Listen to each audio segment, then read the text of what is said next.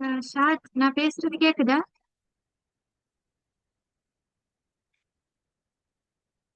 Okay.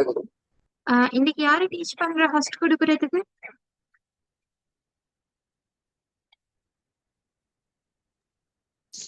நான் தான். ஆ, ஆ ஆ, ஆ. ஆ.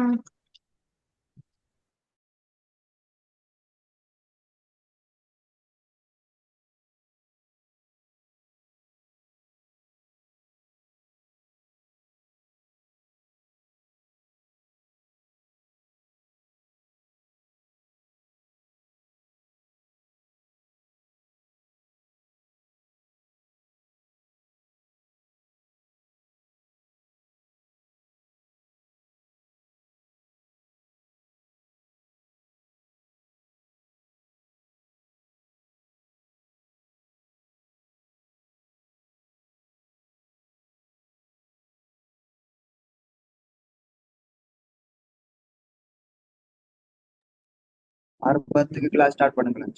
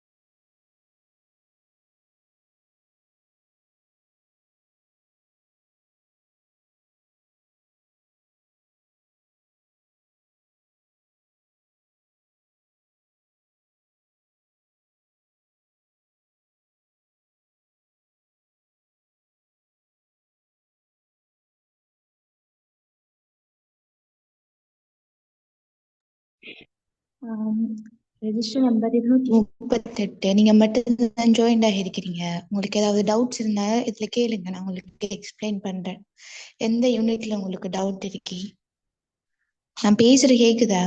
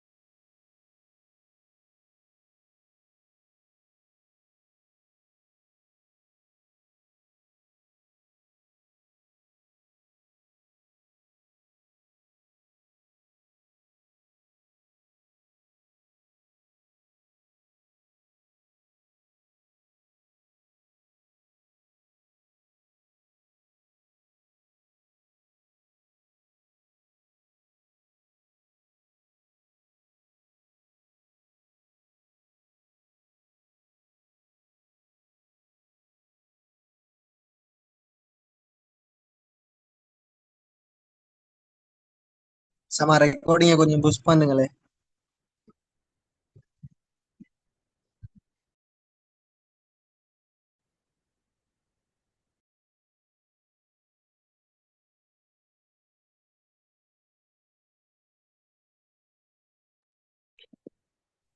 சரி, அஸ்ஸலாமு அலைக்கும். Good evening.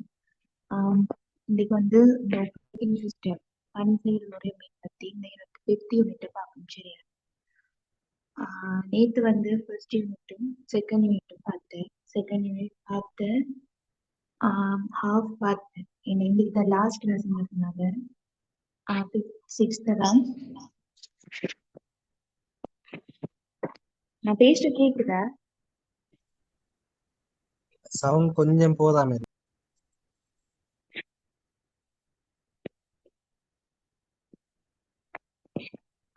இப்போ ஓகேயா? ஓகே. சரி, 5th யூனிட் பார்ப்போம். இந்த கிளாஸ்ன்றதுனால 5th யூனிட் 6th யூனிட் எழுதுங்க பார்ப்போம். ஆப்ரேட்டிங் சிஸ்டம் அப்படின்னு என்ன சொன்னா, இது ஒரு சாஃப்ட்வேர். இது சாஃப்ட்வேராகவும் இருக்கும், அதே நேரம் ஒரு ஹார்ட்வேராகவும் இருக்கும். இது சிறிய மென்பொருட்களின் சேர்க்கை இது ஒரு மெய்நிகர் இயந்திரம், அதாவது வன்பொருள் தகவல்கள் மறைத்து பிரயோகங்களுக்கும் பயனருக்குமான ஒரு இடைமுகத்தை வழங்கியது. எல்லாரும் தெரியும். ஆப்ரேட்டிங் சிஸ்டம் வந்து கணனிக்கும் பயனருக்கும் இடையில ஒரு இன்டர்ஃபேஸை வந்து கொடுக்குது. இதான் இதோட பிரயோகம். இது வள பயன்பாடு, வளங்களை அனுமதித்தல், தவிர்த்தல் மற்றும் பிரயோக மென்பொருட்களை முன்னெடுத்து செல்லல் போன்றவற்றை கண்காணிக்கின்றது. அதாவது இந்த பணிசெயல் முறைமைதான் ஒரு கணனி அனைத்து செயற்பாடுகளையுமே கட்டுப்படுத்துது. ஒரு பணிசெயல் முறைமை இல்லாம ஒரு கணனி வந்து தொழிற்படாது. கீழே பாருங்க, பணிசெயல் முறைமைக்கான உதாரணங்கள் இருக்கு. Unix, Linux, macOS, Windows, Android, இந்த மாதிரி நிறைய எக்ஸாம்பிள்ஸ் இருக்கு. ஓஎஸின் தொழிற்பாடுகளை வந்து பார்த்தோம்னு சொன்னா முறைவழி மருத்துவம், ப்ரொசஸ் மேனேஜ்மெண்ட் செய்யுது. அது மாதிரி நினைவக முகாமைத்துவம் செய்யுது. அது மாதிரி ஃபைல் மேனேஜ்மெண்ட், சாதன முகாமைத்துவங்கள், நெட்வொர்க் மேனேஜ்மெண்ட், அது மாதிரி இடைமுகத்தை வழங்குது. இதை பத்தி விரிவா பார்ப்போம். அடுத்தது வந்து பணிசெயல் முறைமையின் வகைகளை பார்ப்போம். தனிப்பயனர் பல்பணி பணிசெயல் முறைமை. தனிப்பயனர் பல்பணி செயல்முறை அப்படின்னு சொன்னா, இவ்வகையான பணிசெயல் முறைமைகள் ஒரே நேரத்தில் பல் செயலர்கள் இயக்குவதற்கு அனுமதிப்பதுடன் ஒரு பயனரை மாத்திரம் கொண்டிருக்கும். அதாவது தனிப்பயனர் பல்பணி செயல்முறைமை என்றால் இதுக்கு உதாரணம் வந்து லினக்ஸ், மேக்ஓஎஸ் அந்த மாதிரி வரும்.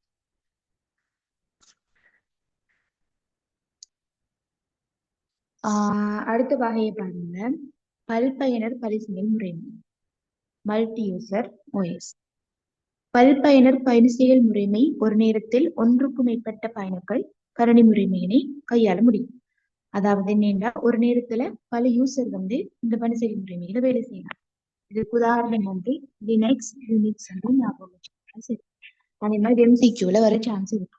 அடுத்தது நீங்க தனிப்பணி பணிசெயல் முறைமை. இது வந்து ஒரு நேரத்துல ஒரு செயலர் மாத்திரமே இயங்குறதுக்கு அனுமதிக்கும். அதுக்கு டொஸ் வந்து எக்ஸாம்பிள். அடுத்த பாருங்க, பல்பணி பணிசெயல் முறைமை. இது வந்து ஒரு நேரத்துல ஒன்றுக்கும் மேற்பட்ட செயலர்கள் இயங்குவதற்கு அனுமதிக்கும். அடுத்து வந்து ரிட்டர்ன் நோட்டீஸ். இது என்ன? இதுவும் ஒரு பல்பணி செயல்முறை. இது வந்து ஆன்லைன்ல இயக்கத்தினை நோக்காக கொண்டிருக்கும். நிகழ்நேர பிரயோகங்கள் இயக்கத்தினை வந்து நோக்காக கொண்டிருக்கும். சரியா? அடுத்தது வந்து உட்பதிந்த பணி செயல்முறைமை.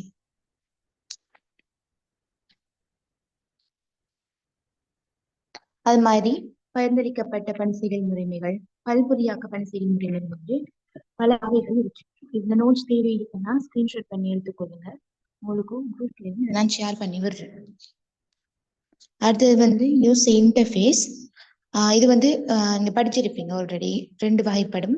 ஒன்று வந்து CLI, GUI, அதாவது கட்டளை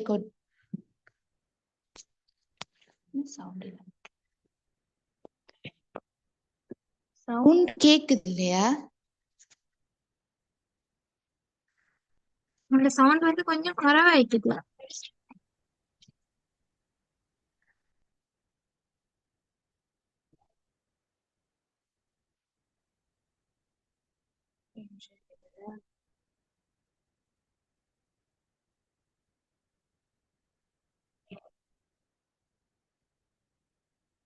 இப்போ ஓகேவா?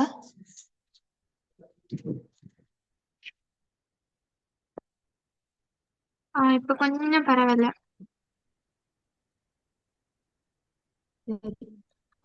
ஒன்று வந்து CLI, அடுத்தது வந்து GUI, அதாவது கட்டளை கோட்டு இடைமுகம். அது மாதிரி வரைவியல் பயனர் இடைமுகம். கட்டளை கோட்டு இடைமுகம் அப்படின்னு சொல்லக்குள்ள படிச்சிருப்பீங்க. நம்ம எல்லாமே கமெண்டா ஒரு கமாண்ட் கொடுத்துதான் நம்மளுடைய செயல்களில வந்து நிறைவேற்ற மாதிரி இருக்கும். இப்ப எல்லாத்துக்குமே ஒரு கமாண்ட் இருக்கும். இதுல நிறைய தீமைகளும் இருக்கு.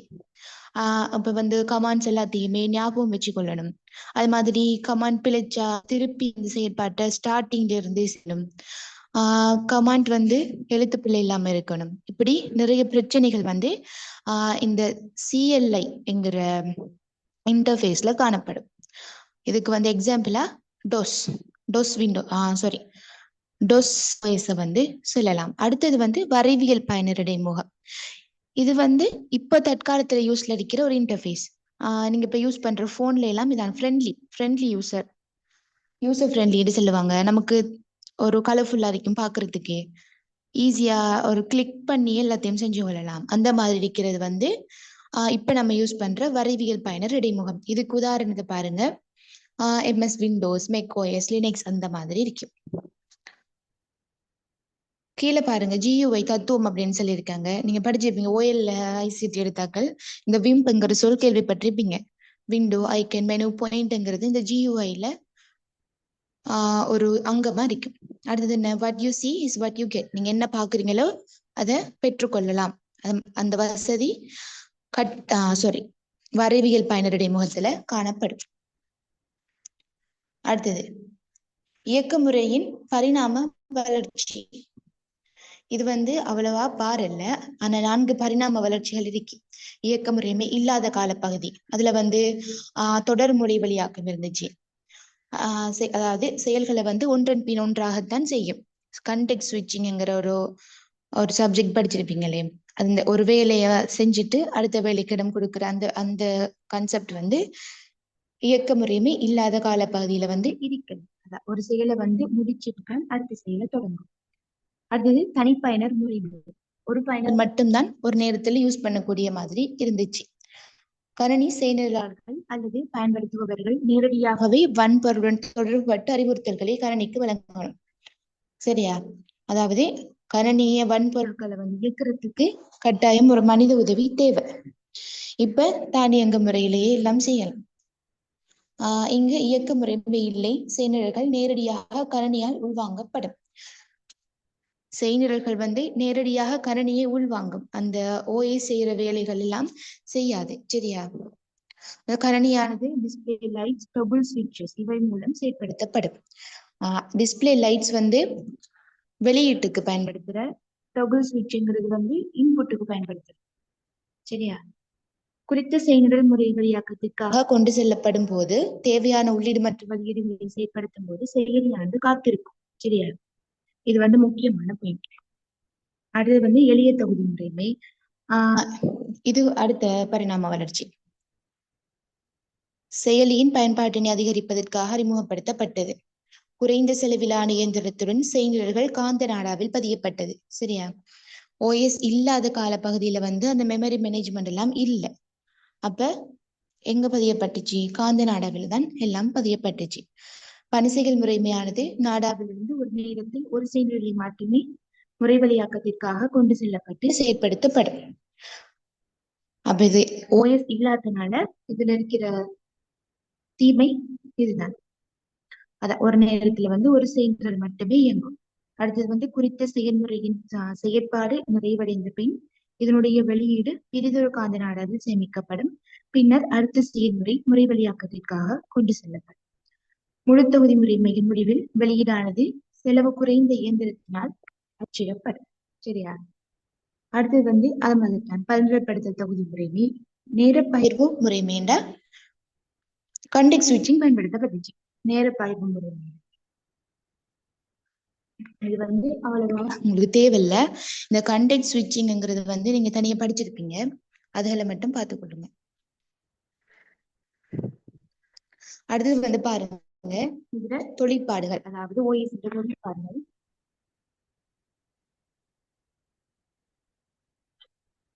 முதலாவது வந்து ப்ரோசஸ் மேனேஜ்மெண்ட். ப்ரோசஸ் மேனேஜ்மெண்ட் தான் முக்கியமான ஒரு இதுல தொழிற்பாடு. பாருங்க, நவீன இயக்க முறைமையின் அடிப்படை கருத்து முறைவழி. ஒரு முறைவழி என்பது செயற்படுத்தலில் உள்ள ஒரு செயல்முறை. சரியா?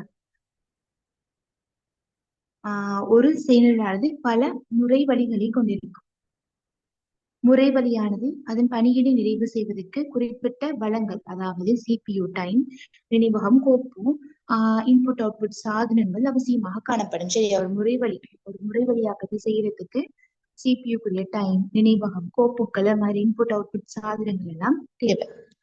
முறைவழிகள் உருவாக்கப்படும் போதோ அல்லது நிறைவேற்றப்படும் போதோ அவற்றுக்குரிய வளங்கள் ஒதுக்கீடு செய்யப்படும்.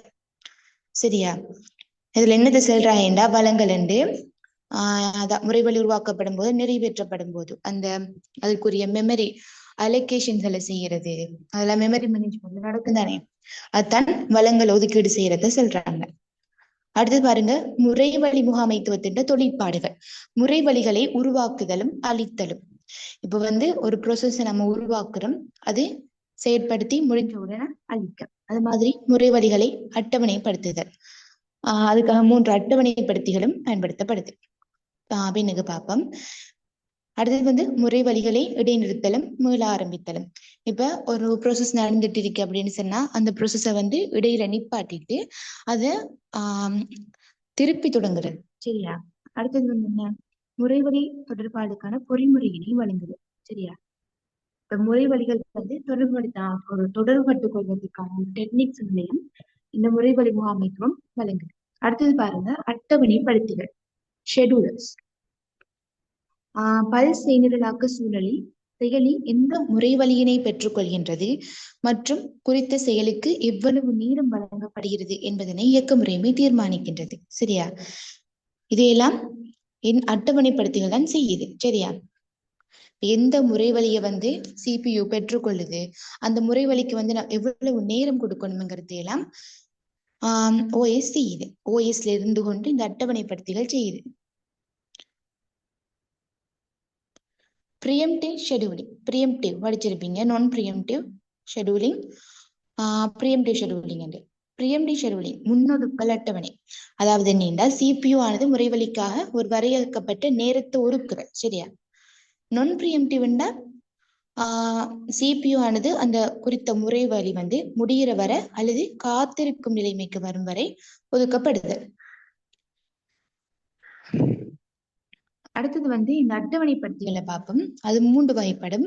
ஒன்று வந்து லாங் டேர்ம் ஷெடியூலர், அது மாதிரி அடுத்தது என்ன மத்திய கால அட்டவணைப்படுத்தி, மீடியம் டேர்ம் ஷெடியூலர், அது ஷார்ட் டேர்ம் ஷெடியூலர். இந்த நீண்ட கால அட்டவணைப்படுத்தில தொழில் என்னென்றா தயார் வரிசைக்கு வந்து எந்த முறை வழி அனுமதிக்கப்பட வேண்டும் என்பதை வந்து தீர்மானிக்கும். நீங்க ஒரு படம் ஒன்றுக்கு முக்கியமா கிளாஸ் எல்லாம் கீரை செல்லி பல இருப்பாங்க, பாஸ் பேப்பர்ல எல்லாம் நிறைய வந்திருக்கு. அந்த ஒரு படத்தை வந்துதான் பேப்பர்ல எல்லாம் தருவாங்க. அந்த படங்கள்ல கொஞ்சம் நிறைய டைப்ல அந்த படம் கீறலாம். அந்த படங்களை நீங்க பார்த்துக்கொள்ளுங்க. ஏதாவது உங்களுக்கு ஈஸியான ஒரு முறையில வந்து கீறத்துக்கு பழகிக்கொள்ளுங்க. அதுல வந்து தயார் ரெடி ஸ்டேட் என்னொன்று இருக்கும். அப்ப தயார் வரிசைக்கு எந்த முறைவழி அனுமதிக்கப்பட வேண்டியுள்ளது என்பதனை வந்து இந்த லாங் டேர்ம் ஷெடியூலர் தான் தீர்மானிக்குது. அடுத்தது வந்து என்ன மத்திய கால அட்டவணைப்படுத்தி. இது வந்து மத்திய கால அட்டவணைப்படுத்தியானது நினைவகத்திலிருந்து தற்காலிகமாக முறைவழிகளை நீக்கி அவற்றினை துணை களஞ்சியத்திற்கு இடமாற்றுகின்றது. அதாவது மெமரி சுவப்பி, இந்த மெயின் மெமரியிலிருந்து வர்ச்சுவல் மெமரிக்கு ஸ்வெப் பண்றது. சரியா? தற்காலிகமாக நிறுத்துது ஃபர்ஸ்ட். சரியா? ஒரு முறை வழி இயங்கி கொண்டிட்டு இருக்கக்குள்ள அதை வந்து இடையில நிறுத்தி அது வந்து அடுத்த மெமரி வர்ச்சுவல் மெமரிக்கு மாத்தி அதை அங்க ரன் பண்ண வைக்கிது. சரியா? அதை வந்து இந்த மத்திய கால அட்டவணைப்படுத்தி செய்யுது. அடுத்தது என்ன ஷார்ட் டேர்ம் ஷெடியூலர், குறுங்கால அட்டவணைப்படுத்தி. இது வந்து எந்த முறை வழி நிறைவேற்றப்பட வேண்டியுள்ளது என்பதை தீர்மானிக்கும். சரியா? அடுத்தது எந்த முறை வழி செய்ய போகுது. இப்ப நீங்க ஷோர்ட்டா அது ஞாபகம் வச்சு போட்டீங்கன்னா நீண்ட கால அட்டவணைப்படுத்தி ரெடி ஸ்டேட். சரியா? மத்திய கால அட்டவணைப்படுத்தி வர்ச்சுவல் மெமரிக்கு ஸ்வேப் ஆகுது, அங்க செயற்படுத்தப்படுது, அதுக்கு உதவுது. அடுத்தது குறுங்கால அட்டவணைப்படுத்தி வந்து எந்த முறைகளும் நிறைவேற்றப்பட வேண்டும். சரியா? எது ப்ரொசஸ் ஆக வேண்டும் என்கிறத வந்து தீர்மானிக்கும். இந்த அட்டவணை வந்து ஸ்கிரீன்ஷாட் பண்ணி எடுத்துக்கொள்ளுங்க.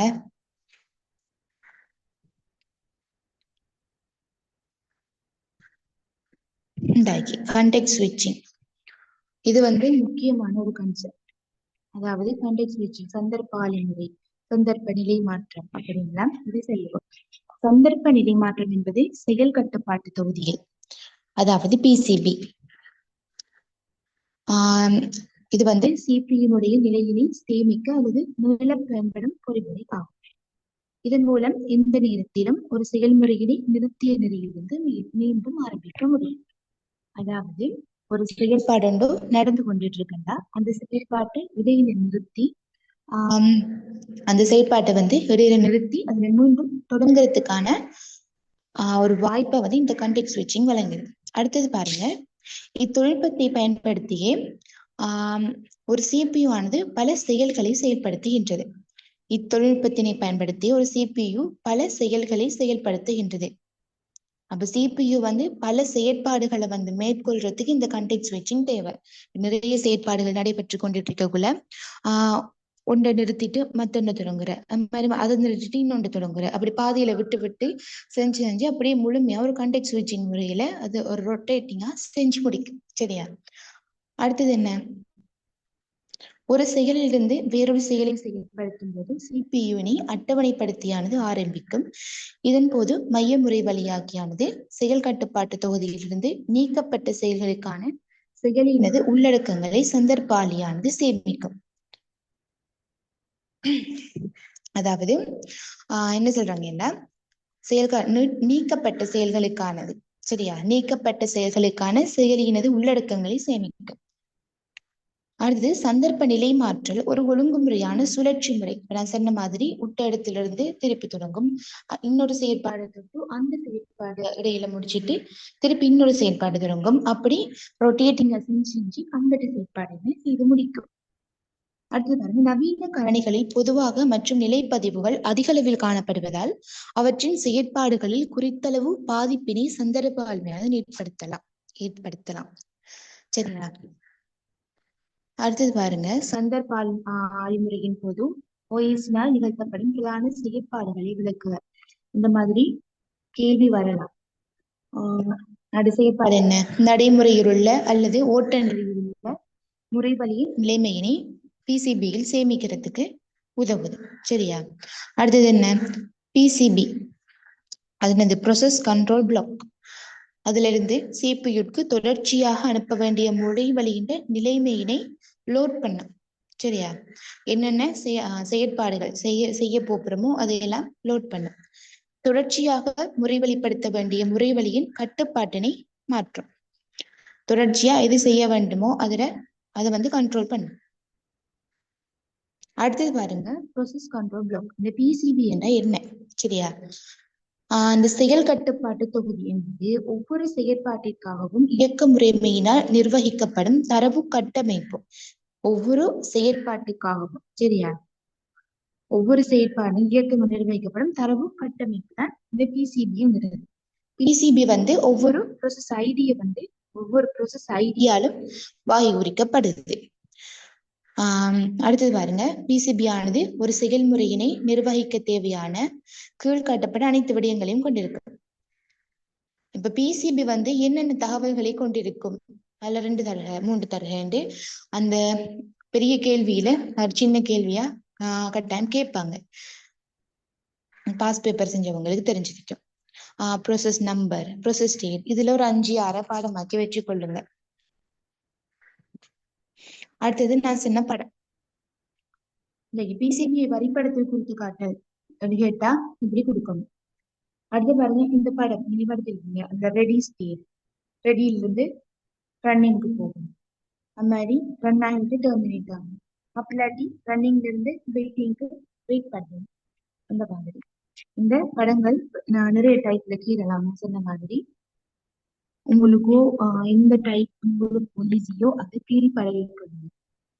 சம்டைம் உங்களுக்கு கீறி கேட்கலாம், இல்லாட்டி படத்தை தந்து கேள்வி கேட்கலாம். கட்டாயம் வாரம் உண்டு. இந்த படத்தை பாருங்க, புதிய செயல்கள் ரெடி, தயார், அதான் உங்களுக்கு தெரியும்.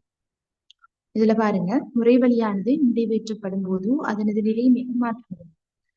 புதிய அல்லது உருவாக்கிய நிலைமை, அதாவது நியூங்கிற ஸ்டேட்ல வந்து முறைவழி வந்து உருவாக்கப்படும்.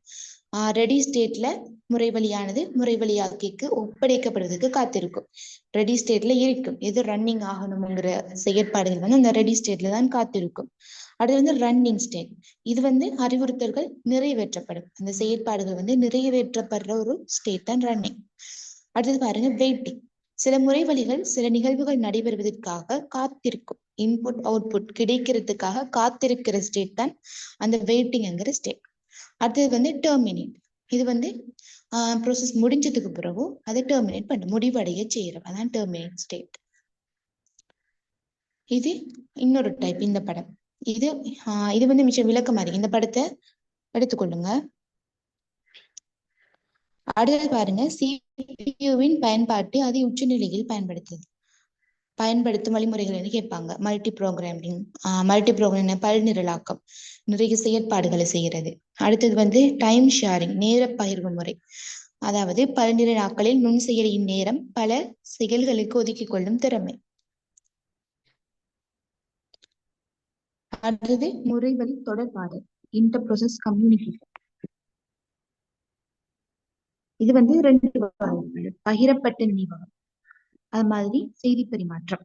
பகிரப்பட்ட நினைவகம் என்ன? நினைவகத்தின் பகுதி முறைவழிகளுக்கிடையே பகிரப்படுது. சரியா? செய்தி பரிமாற்றம் என்றால் முறைவழிகளிடையே செய்திகள் பரிமாற்றப்படுது. ஒவ்வொரு முறைவழிகளுக்கும் இடையில அதுக்குரிய செய்திகள் வந்து பரிமாற்றப்படும்.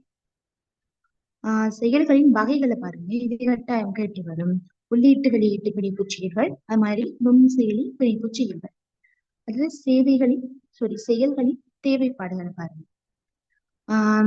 ஒரு ப்ராசஸ் வந்து இதை வந்து கட்டாயம் கொண்டிருக்கும். ஒவ்வொரு ப்ராசஸும் அதுக்குரிய ஐடி, அதாவது அடையாள குறிகளை கொண்டிருக்கும், இயங்கக்கூடிய குறியீடுகளை கொண்டிருக்கும். அதே மாதிரி செயற்படும் நிலைக்கு தேவையான தரவு கொண்டிருக்கும். அது மாதிரி செயற்படுற சந்தர்ப்பங்களை கொண்டிருக்கும். இதுவும் கட்டாயம் கேட்டு வரும். ப்ராசஸ் மேனேஜ்மெண்ட்டுக்குள்ள இந்த கேள்விகள் கட்டாயம் வரக்கூடியது.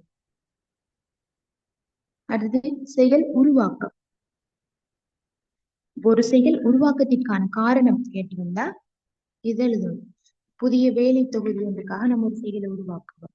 அது மாதிரி பயனர் ஒரு செயல்னு தொடங்குறதுக்காக ஒரு செயலை உருவாக்குவோம். அது மாதிரி இயக்க முறைமையானது ஒரு சேவையினை வழங்க ஒரு செயலினை உருவாக்கும். இப்போ ஓஎஸ் வந்து ஒரு சேவையினை வழங்குறதுக்காக வந்து அதுக்கு ஒரு செயலை உருவாக்கும். அதாவது இயங்கும் செயலிலானது மற்றொரு செயலினை தொடக்கும். இப்போ இயங்கிக் கொண்டிருக்கிற ஒரு ப்ராசஸ் வந்து ஒரு செயலினை தொடக்கும். சரியா? அடுத்தது செயலின் முடிவு. பாருங்க, ஒரு செயல் முடிவடைந்தவுடன் இயக்க முறைமையானது குறித்த செயலுக்கு ஒதுக்கப்பட்ட அனைத்து விடயங்களையும் மீள பெற்றுக்கொள்ளும். செயல் முடிவுறுத்தப்படுவதற்கான காரணங்கள் இதுவும் கட்டாயம் பார்க்கணும், பாடமாக்கி வச்சுக்கணும். பாருங்க, என்னென்ன காரணங்களுக்காக ஒரு செயல் வந்து முடிவுறுத்தப்படுது. சரியா? இயல்பான முடிவுன்னா ரெடியில இருந்து ரன்னிங்க்கு போய் வெயிட்டிங்க்கு போய் அவுட்புட் எல்லாம் கிடைச்சது பிறகு டெர்மினேட் ஆகும். சரியா? அது இயல்பான முடிவு. செயற்பாட்டிற்கான நேரம் முடிவடைந்தமை. இப்போ ஒரு செயற்பாட்டுக்கு வந்து நேரம் ஒதுக்கி இருக்கும். இந்த செயற்பாட்டுக்கு இவ்வளவுதான் டைம் உண்டு. அந்த டைம் முடிஞ்சவுடன் இன்புட் அவுட்புட் வரலைன்றாலும் அது வந்து முடிவுறுத்தப்படும். அடுத்தது பாருங்க, செயற்பாட்டிற்கு தேவையான வளங்கள் கிடைக்கப்பெறாமை. இப்போ ஒரு ப்ராசஸுக்கு வந்து நிறைய வளங்கள் தேவையா இருக்கலாம். அதுகள் கிடைக்காட்டி வந்து அந்த செயல் முடிவுறுத்தப்படும். அது மாதிரி செயற்படுத்தல் வலு, அது வந்து செயற்படுத்துறதுக்கு நிறைய பிழைகள் தவறுகள் இருந்தா அது முடிவுறுத்தப்படும். நினைவக அணுகல் மீறல். சரியா? அடுத்தது வந்து இயக்க முறைமையின் அல்லது அடிப்படை செயலியின் கோரிக்கைகள். அடிப்படை செயல் முடிவுறுத்தப்படும். அதாவது இந்த ஒரு ப்ராசஸ் நம்ம ஸ்டார்ட் பண்றோம்னா அதுக்குரிய அடிப்படை செயல் முடிவுறுத்தப்பட்டா அதுக்குரிய கிளை செயல்களும் முடிவுறுத்தப்படும். அடுத்தது பாருங்க, நினைவக முகாமைத்துவம்.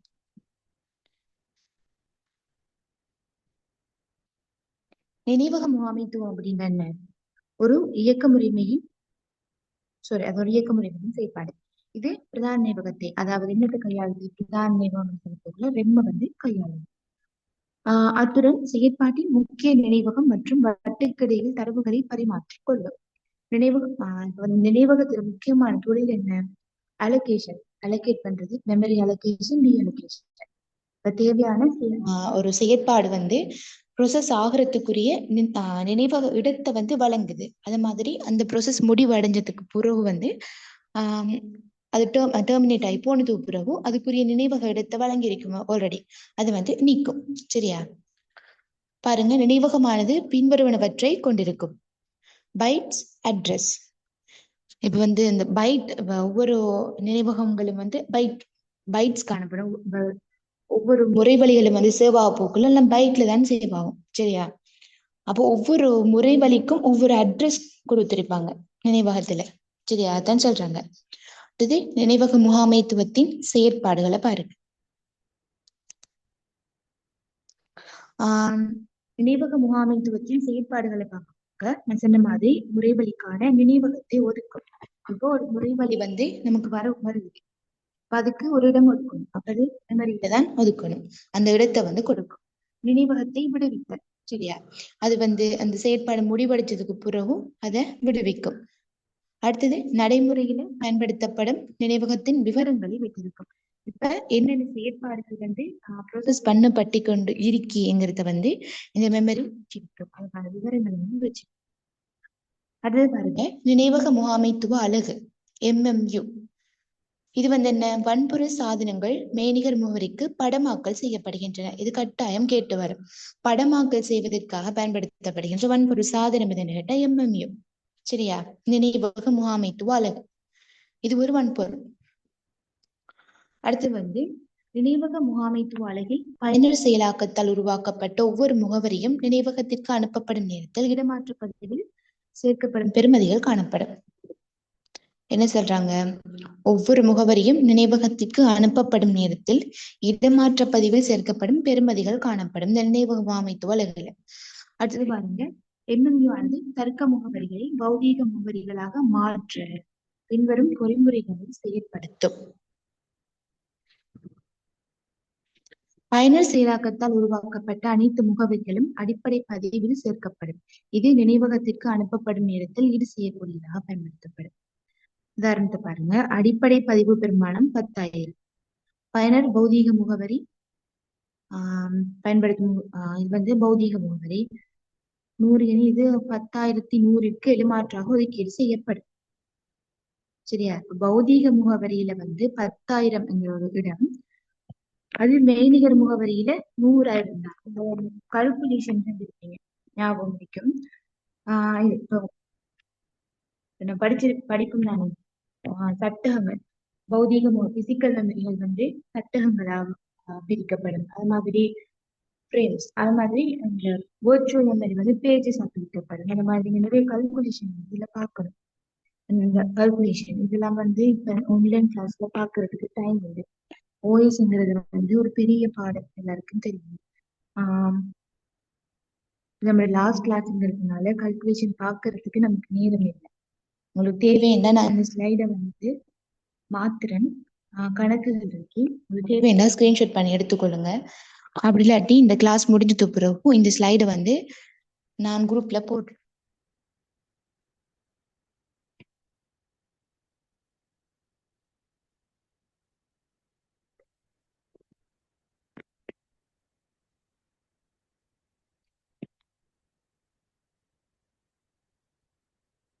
அடுத்தது பாருங்க, ஸ்வெப்பிங் இடமாற்றுதல், அதாவது பக்கமாக்கல், பேஜ் நேரம் செல்லுவோம். இது என்ன முறைவழியானது நிறைவேற்றப்படுவதற்கு நினைவகத்தினுள் இருத்தல் வேண்டும். இது பாருங்க, நினைவகத்தினுள் வேறொரு முறைவழியை கொணர்வதற்கு, அதாவது பிளேசிங், நினைவகத்தினை விடுவிப்பதற்கு ஃப்ரீயிங், முறைவழி ஒன்று நினைவகத்திலிருந்து தற்காலிகமாக விடுவிக்கப்பட்டு துணை களஞ்சியத்தில் சேமிக்கப்பட்டு மீண்டும் தொடர்பான நிறைவேற்றலுக்காக கொணர்தல், இடமாற்று ஸ்வெப்பிங். ஸ்வெப்பிங் என்ன? சிம்பிளா சொல்ல போனா மெயின் மெமரியில இருந்து வர்ச்சுவலுக்கு மாறுற, வர்ச்சுவல் மெமரிக்கு மாறுற இடமாற்றம் தான். வர்ச்சுவல் மெமரி என்ன? மெய்நிகர் நினைவகம். வர்ச்சுவல் மெமரி என்ன இருக்கு அப்படின்னு சொன்னா, இப்ப நம்ம மெயின் மெமரியில ஒரு லிமிட் இருக்கு, இவ்வளவு நாள் ஒரு கெப்பாசிட்டி. அது அதை விட ஒரு பெரிய ப்ரோசஸ் வருது. நம்மளோட மெமரியோட கெப்பாசிட்டியை விட ஒரு பெரிய ப்ரோசஸ் வந்தா அதை சேமிச்சு வைக்கிறதுக்கு இல்லாம போகும். ஏன்னா இதோட கெப்பாசிட்டி குறைவா இருக்கு. சரியா? அதுக்குரிய இடத்தை இந்த வர்ச்சுவல் மெமரி வழங்கும். அதுக்காக தான் இது இருக்கு. ஒரு பெரிய ப்ரோசஸ் ரன் ஆக போகல, அதுக்கு இடத்தை வழங்குறதுக்காக கணினியில ஓஎஸ் ஒரு வர்ச்சுவலா மெமரியை கிரியேட் பண்ணும். அது இதுக்கு ஒரு இடத்தை வரும். சரியா? வர்ச்சுவல் நினைவகம் தான் கணினியில் பிரதான நிகழ்த்தை விட அதிக நினைவக வழி தேவைப்படுகின்ற ஒரு பிரயோகம். மெய்நிகர் முறைவழியை பயன்படுத்துகின்றது. இவ்வசதியினை பணிசெயல் முறைவழி வழங்குகின்றது. நினைவகத்தில் முற்றுமுழுதாக இல்லாத சந்தர்ப்பத்திலும் முறைவழிகளின் நிறைவேற்றுகையினை மெய்நிகர் நினைவக உத்தி அனுமதிக்கின்றது. அடுத்து பாருங்க, வர்ச்சுவல் மெமரி டயக்ராம் வேணுமெண்டா எடுத்துக்கொள்ளுங்க.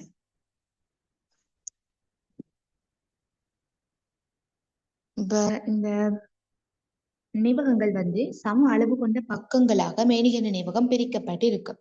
இந்த மாதிரி ஒவ்வொரு விர்ச்சுவல் மெமரியும் வந்து பேஜஸ் ஆக பிரிக்கப்படும். அந்த ஒவ்வொரு பேஜஸும் வந்து சம அளவானதாக இருக்கும். அடுத்தது வந்து என்ன, முதன்மை நினைவகமும் சம அளவு கொண்ட பக்கமாக பிரிக்கப்படும். இதை வந்து நம்ம ஃப்ரேம்ஸ் என்று சொல்லுவோம்.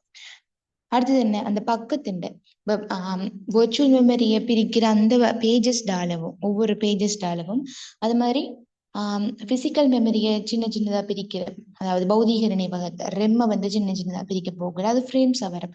இந்த பேஜஸும் ஃப்ரேம்ஸும் வந்து சட்டகங்களும் பக்கங்களும் வந்து சம அளவுடையதாக காணப்படும்.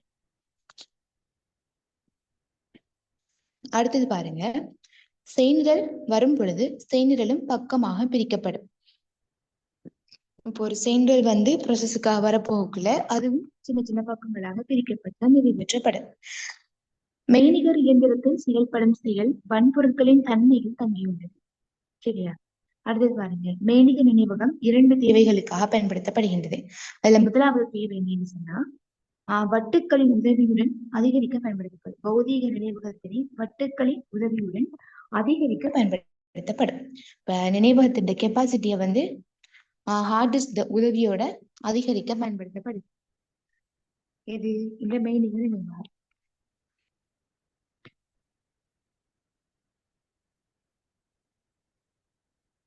ரெண்டாவது என்னன்னா, ஒவ்வொரு மெய்நிகர் முகவரியும் பௌதீக முகவரியாக மாற்றிடப்படுவதனால் இது நினைவக பாதுகாப்பிற்கு வசதி அளிக்கின்றது.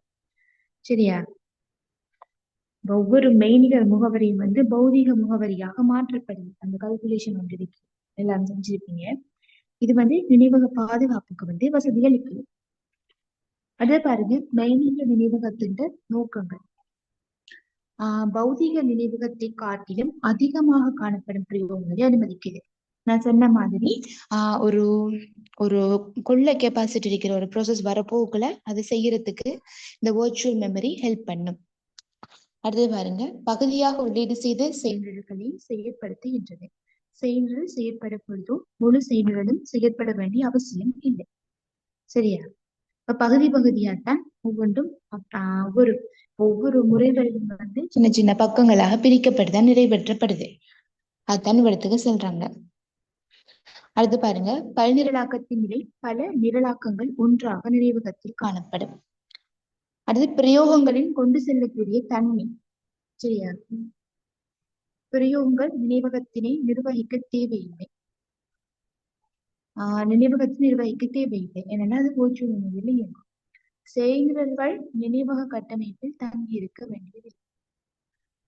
நினைவக கூறுகளின் அல்லது பகுதிகளின் பகிர்வை வந்து அனுமதிக்கிறது. உதாரணமாக வாசிப்பு மற்றும் குறியீட்டு பகுதிகளுக்கு இடையில் பகிரப்பட வேண்டும். இதை கொஞ்சம் ஸ்கிரீன்ஷாட்லாம் எடுத்து வச்சுக்கொள்ளுங்க.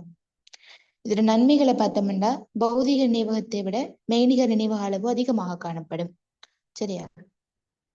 அடுத்தது வந்து பக்க அட்டவணை. அது இந்த மெப்பிங் படிச்சிருப்பீங்க எல்லாருக்கும். இங்க இருக்கிற அட்ரஸ் கொண்டு போய் அங்க இருக்கான்னு பாக்குறாங்க, மெப்பிங் பண்ற. அதாவது மெயின் மெமரியில் இருக்கிற அட்ரஸ், அந்த பக்கம் சட்டங்கள் அங்கே மெய்நிகர் முகவரியில் உள்ள சட்டங்களோட இருக்கான்னு பார்த்து மெப்பிங் பண்ணுவீங்க. அதான் மெப்பிங். இந்த கால்குலேஷன்லாம் இப்ப பார்க்க டைம் இல்லை நமக்கு.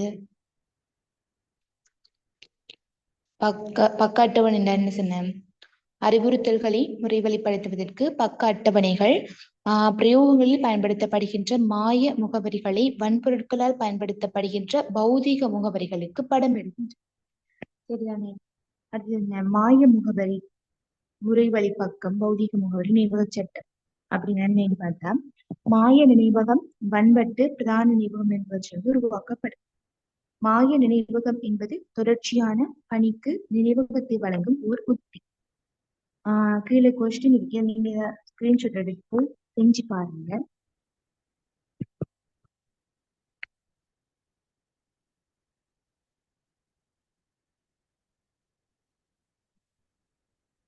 அடுத்தது பாருங்க, ஃபைல் மேனேஜ்மெண்ட்.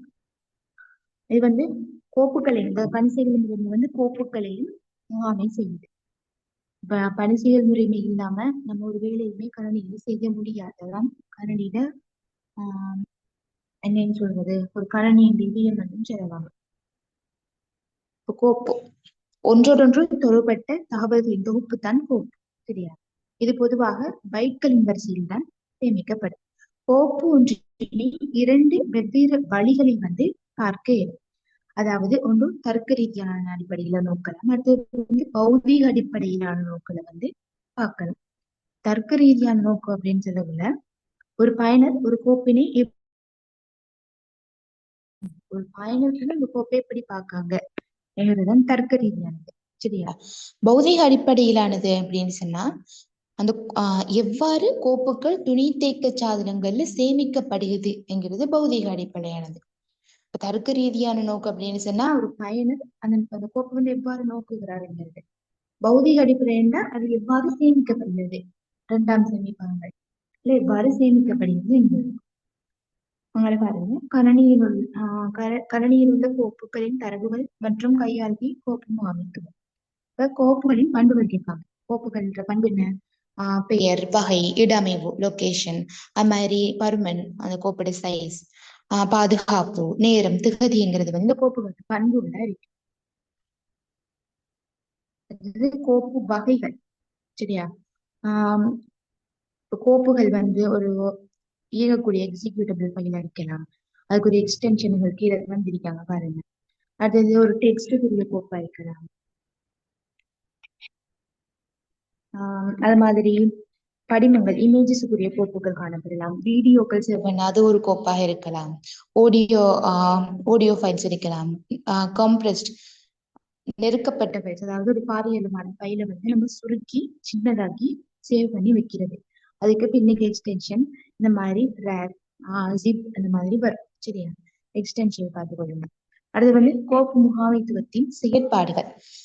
ஒரு கோப்பு முகாமைத்துவ செயற்பாடுகள் என்ன? ஒரு கோப்பினை உருவாக்கும், அது மாதிரி கோப்பின் எழுதுதல், வாசித்தல், அழித்தல், இடமாற்றுதல், கோப்பி பண்றது, டிலீட் பண்றது எல்லாமே கோப்பு முகாமைத்துவத்தின் செயற்பாடுகள்.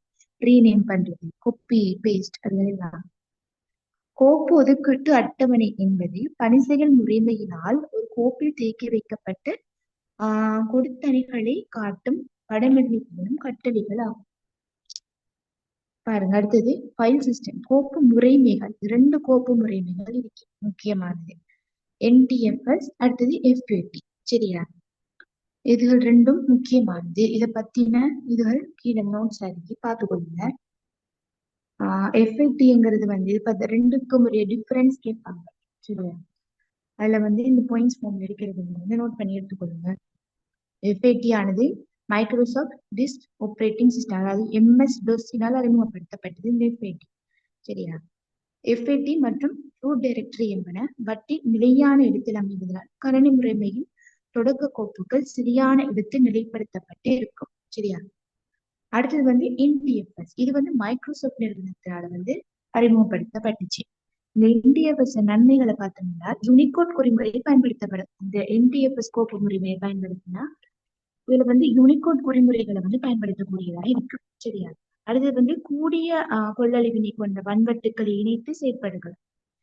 கூடிய கொள்ளளவினை கொண்ட ஹார்ட் டிஸ்க்களை இணைச்சு செயற்படுத்தக்கூடிய தன்மை இந்த NTFS கோப்பு முறைமையில காணப்படுது.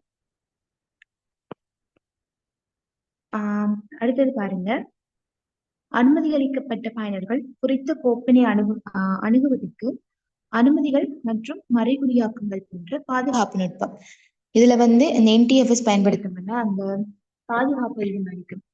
அந்த என்கிரிப்ஷன்கள், மறைகுறியாக்கங்கள் செய்கிறதெல்லாம் இதுல வசதி அளிக்கக்கூடியதாக இருக்கும். இதுகளை நோட் பண்ணி எடுத்துக்கொள்ளுங்க. இது நான் குரூப்ல போட்டு.